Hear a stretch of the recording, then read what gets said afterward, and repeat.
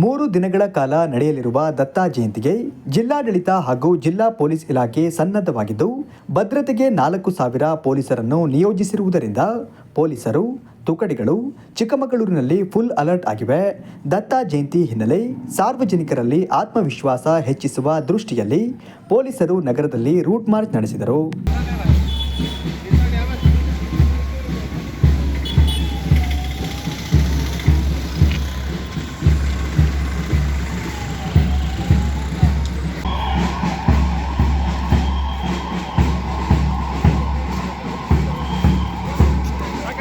ಸಾಕು sir.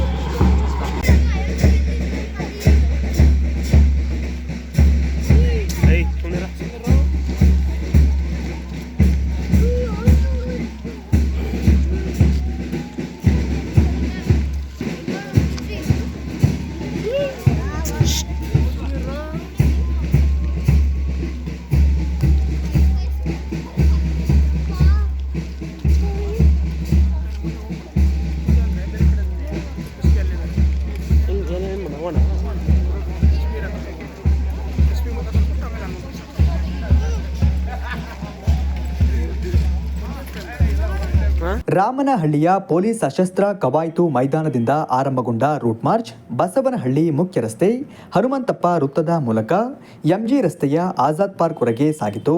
Root ಮಾರ್ಚ್ನಲ್ಲಿ KSRP, ಕ್ಯೂಆರ್ಟಿ, ಬಿಎಆರ್ ತುಕಡಿಗಳು ಸೇರಿದಂತೆ ವಿವಿಧ ಜಿಲ್ಲೆಗಳಿಂದ ಬಂದೋಬಸ್ತ್ ಕರ್ತವ್ಯಕ್ಕೆ ಆಗಮಿಸಿರುವ ಪೊಲೀಸರು ಸೇರಿದಂತೆ ಅಧಿಕಾರಿ ಸಿಬ್ಬಂದಿಯವರು ಭಾಗವಹಿಸಿದ್ದರು.